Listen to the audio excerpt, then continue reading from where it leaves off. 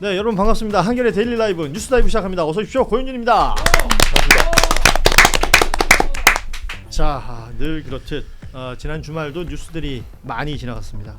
아시는 것처럼 한중 정상회담이 있었기 때문에 저희가 이제 방송하지 않는 요일에 나왔던 뉴스들은 그냥 모른 척하고 넘어갔으면 좋겠는데 그럴 수가 없는 뉴스들이라 저희가 주말 뉴스들도 좀 짚어드리고요. 에이펙 비롯해서 우리가 그 슈퍼위크라고 불렸던 이 외교 큰 이슈들이 많이 있었습니다.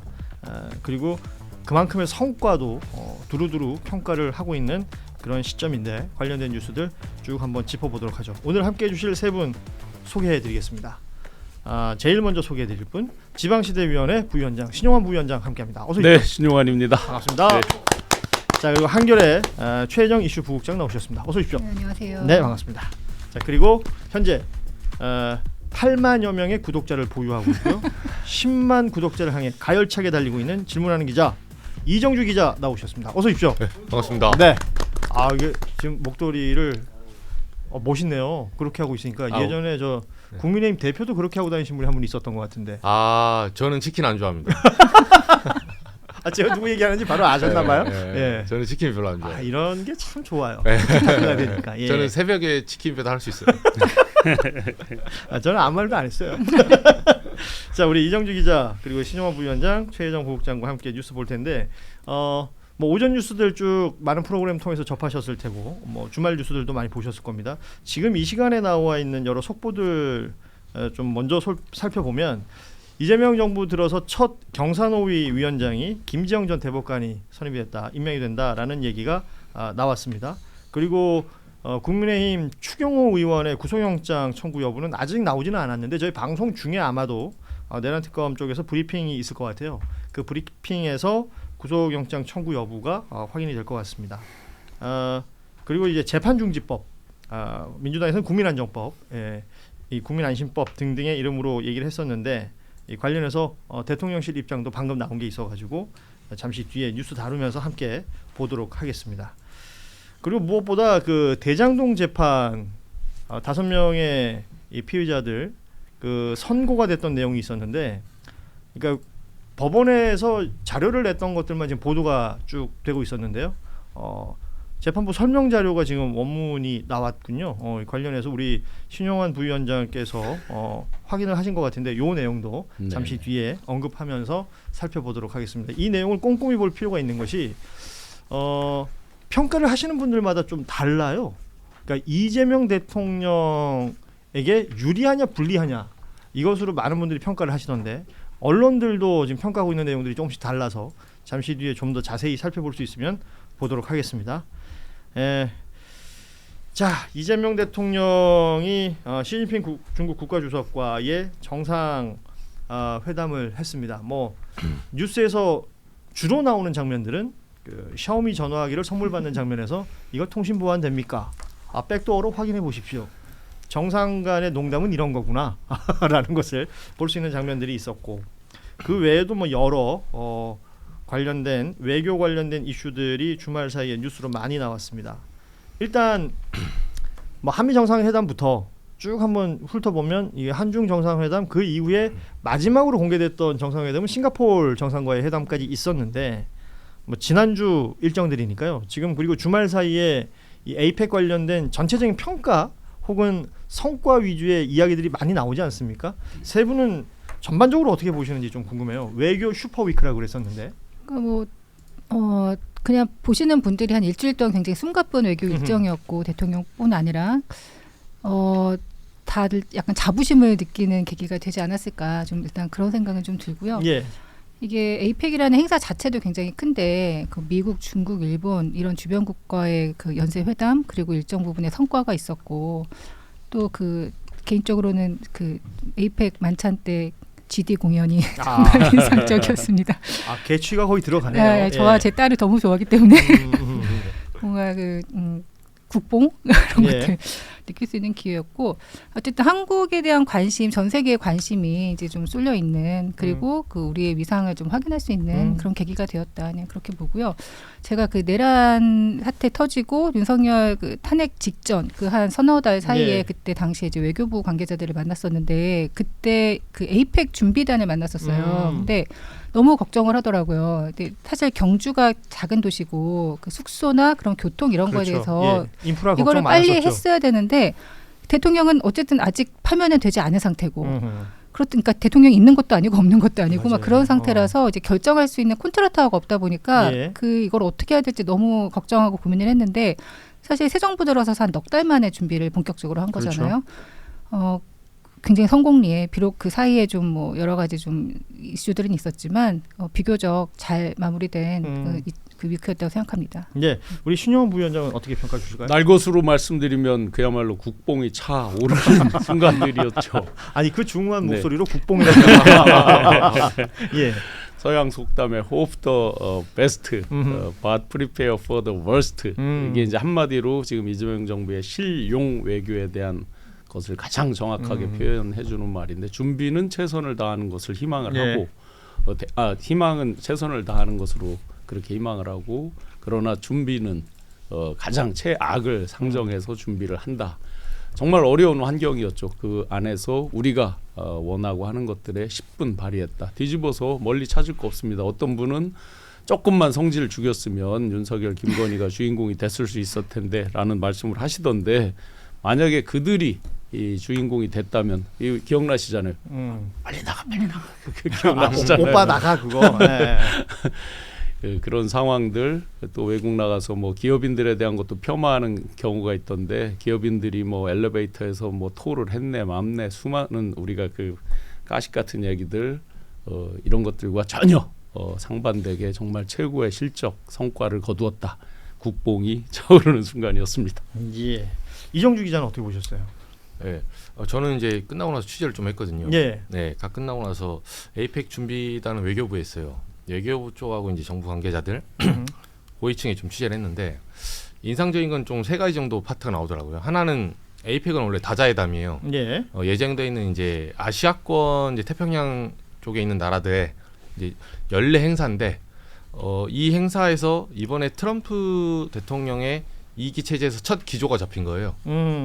사실 지난번에 2018년에 무산됐잖아요. 그렇죠. 네, 공동선언 자체가 선을 못했죠. 예. 네, 사실 트럼프가 무슨 자유무역 이런 거 문구 넣지 마라. 그래서 이번에도 그 의장국에서는 이런 걱정을 많이 하는 거예요. 사실. 예. 예, 사실 게스트야 알 바 아니에요. 자기 하고 가면 되는데 의장국은 그게 이제 의장국의 성과로 내지는 실책으로 기록이 될 확률이 높아요. 그 무슨 선언할 때 그 도시 이름이 붙으니까 그렇죠. 경주 이번에 경주 선언처럼 그렇죠. 그러면 이제 의장국 입장에서는 경주 선언이 있느냐 없느냐 혹은 경주 선언이 나오는데 내용이 뭐 얼마나 뭐 부실해 버리면 그것 자체가 스트레스가 될 수 있는 거니까요. 그렇죠. 그래서 그런 측면에서 외교의 본질이 외줄타기면서 실리를 얻는 건데 그거를 굉장히 이 교착 지점을 잘 잡아냈다. 예. 다자외교 성공. 그리고 두 번째는 대한민국을 둘러싼 소위 말해서 이제 4대 열강이 다 모였거든요. 이제 미, 중, 일. 우리 각각 이제 양자회담을 했고 그들끼리도 양자회담을 했어요. 우리한테는 제일 중요한 게 상호간세 문제가 얽혀 있기 때문에 예. 한미 회담이었죠. 정상회담. 예. 근데 이 문제를 어떤 사람들은 뭐 할부 10년치 200억 불 이거를 폄하하기도 하는데 네. 사실 그 이재명 정부의 출범의 디폴트 값을 보면 굉장히 잘한 거예요. 왜냐? 외교 스케줄은 원래 예측 가능성이 있거든요. 첫 정부가 들어오고 그로부터 한 4, 5개월 안에 한미 정상회담을 합니다. 우리나라는 이제 미국이 가장 큰 이제 동맹국이잖아요. 그래서 이 스케줄링을 따라서 역산하면 아까 이제 최 선배가 말씀하신 대로 한 6개월 내지는 1년 전에 준비를 하거든요. 예. 근데 우리는 아직도 내란이 진압이 안 된 상태예요. 그리고 진압될 만하면 파기환송 때려서 흔들어도 되고. 예. 그래서 외교 이런 거를 일단 정권을 잡냐 마냐 나라가 풍전등 앞에 있는데 외교를 어떻게 대비합니까? 근데 사실상 그렇게 보면 상대는 모든 갑옷을 다 입고 갖추고 나왔는데 이재명 대통령은 맨몸으로 나가서 한 다리로 싸운 거예요. 외나무 다리에 싸웠다. 예, 그런데도 이 정도 성과하면 굉장한 선방이다. 아, 예. 굉장히 그 뭐랄까 인상적인 표현들을 많이 써주셨습니다. 그리고 이정주 기자의 이런 정리가 댓글에서 느껴지는군요. 이정주 기자가 고정이면 매불쇼는 패스할 거임. 이 정도의 극찬이 어디 있습니까? 예. 네, 감사합니다. 제가 댓글 부대를 좀 더 동원해서 아 예. 예, 알바비를 높여보겠습니다. 딱 한 분 계시니까요. 네. 좀 더 감사합니다. 돈을 예, 조금 더 쓰셔야 되겠습니다. 예, 메일 알려주시면 커피 쿠폰이라도. 아그 우리 신영환 위원장 딱 뵈면서 갑자기 그 생각났어요. 아까 중후한 목소리 제가 얘기했잖아요. 어디 그 SNS 돌리다 보니까 네. 노래하시는 장면이 있던데. 아 그거 노래 보셨어요? 잘하시죠. 네, 10월의 어느 멋진 날에. 네. 가끔 합니다. 짧게 한번 들어볼까요?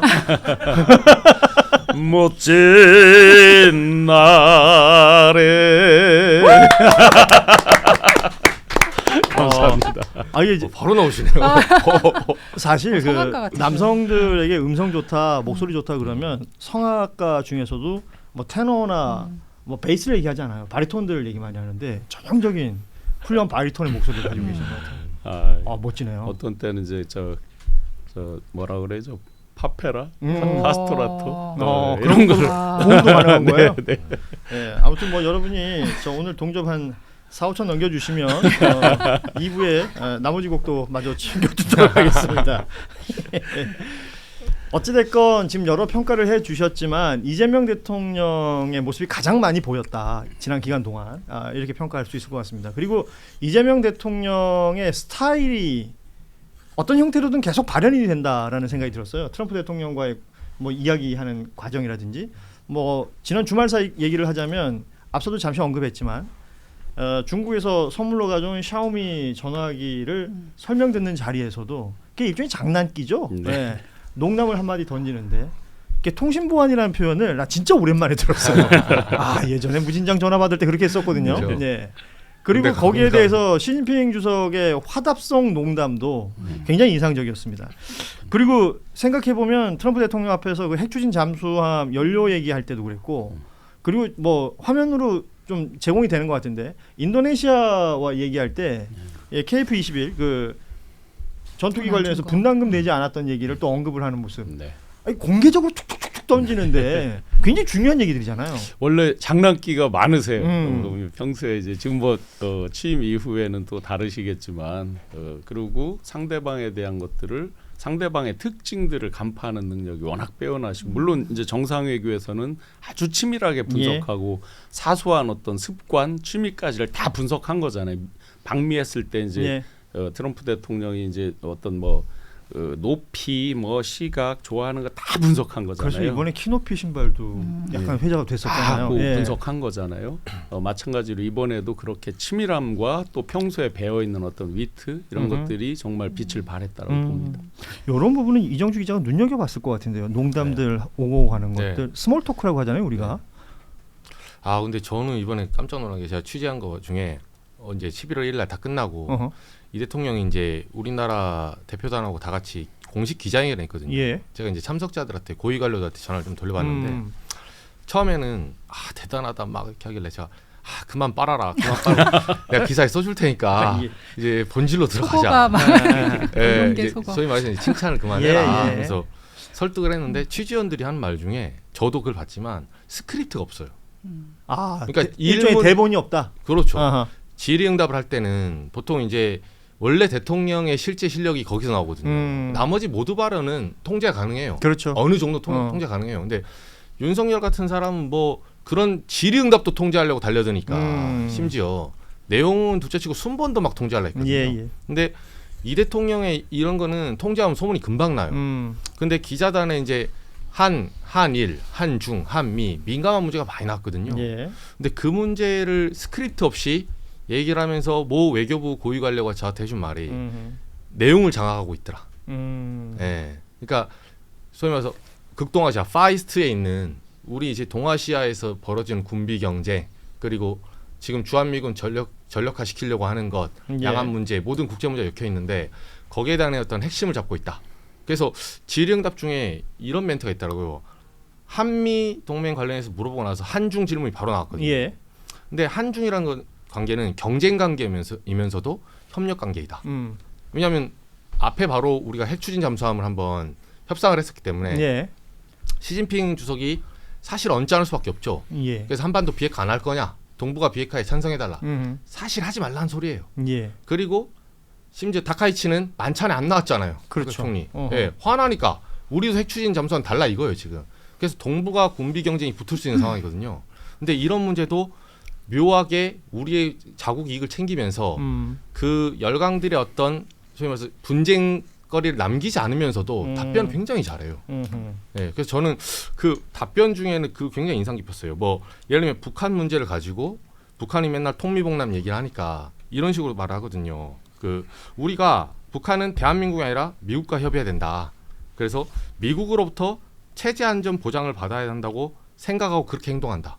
예, 북한을 편을 드는 게 아니라 예. 북한이 처해 있는 북한이 핵 개발을 하려는 이유 그걸 정확하게 명징하게 알고 있는 거예요. 그로부터 우리는 어떻게 협상을 해야 되느냐 이걸 딱 빼내서 말하더라고요. 그래서 외교 근데 또 경제 얘기할 때는 경제 쪽으로 얘기할 예. 수 있고 예. 그래서 굉장히 폭넓은 지식과 이 협상력을 바탕으로 잘 이끌어냈다. 이거 제 평가가 아니라 그 협상자 안에 있는 고위 관료들 평가였어요. 그래요. 그 기자회견을 아무나 그렇게 쉽게 하지 않아요, 사실. 아니 그리고, 어렵죠 사실. 예, 무슨 그리고 질문이 나올 줄 그럼요. 알고요. 예. 그렇기 때문에 굉장히 준비하고 예상 질문 답변 다 만들고 사실 그렇게 해서 이제 어쩌다 한 번씩 하는 게 기자회견인데 대통령은 어쨌든 그런 자신감이 있는 것이고 보통 정상 외교를 하면 다 굉장히 다 짜고 하거든요. 예. 그러니까 그 어떤 스크립트를 그러니까 어떻게 무슨 얘기를 할지 그러니까 다 얘기를 굉장히 정돈되게 얘기를 하는 것이 보통 통상적인데 이번에 보면 그런 스몰 토크 그러니까 그 부분이 굉장히 인상적인데 그렇게 하기가 사실 쉽지 않아요. 그러게요. 그냥 예. 되게 일상적인 뭐 감사합니다 이런 정도 얘기하지 훅 들어가잖아요. 그리고 또 그걸 또 받아치고 근데 정말 내공이라는 것은 뭐 이런 것이구나라는 예. 건 좀 있었고 그리고 할 말 다 하면서 실리를 챙기는 거 특히 왜 핵잠수함 같은 핵 추진 잠수함이죠. 예. 그런 것들은 사실 저는 저 얘기가 갑자기 왜 나오나 싶긴 했거든요. 그게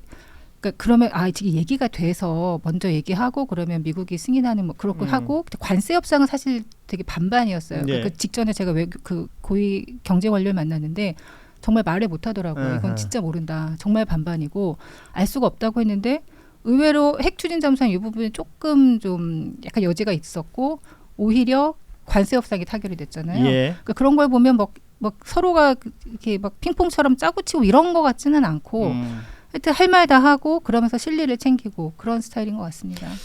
저는 제가 방송하는 사람이라 그런지 이재명 대통령의 이런 모습들을 보면 라이브 방송에 최적화되어 있는 사람이에요. 저는 그 생각이 들어요. 사실 그 방송을 오래 하신 분들도 생방송을 어려워하는 분들이 있습니다. 네. 그러니까 어떤 돌발 변수들이 작동할지 모르기 때문에 어려워하시는 분들도 있는데 그런데 그런 생방송을 더 즐기는 사람들도 있거든요. 맞아요. 이재명 대통령 후자인 것 같아요. 네. 그러니까 뭔가 그 긴장감들을 긴장으로 생각 안 하고 일종의 엔돌핀이나 도파민으로 생각한다면 저런 재미있는 장면들이 나올 수가 있는 거죠. 그 내란의 밤에 그 라이브를 켰던 것도 굉장히 인상적인 장면인데 그 전부터 사실은 라이브 굉장히 오래 했던 맞아요. 그 초창기 유튜버 중에 한 명 아니에요? 따지자면. 예. 그런 것들이 뭐 물론 그것 때문에 이렇게 됐다라고 말할 수는 없겠지만 차곡차곡 쌓인 것들이 이렇게 보이지 않나. 네, 평소 준비되지 않으면 할 수 없는 그렇죠. 거죠. 임기응변이라는 것도 사실은 말이 임기응변이지 평상시 그만큼 이제 최악의 순간이라든지 그런 것들을 다 상상하고 대비하고 이런 것들이 체화돼 있기 때문에 임기응변이 나오는 거죠.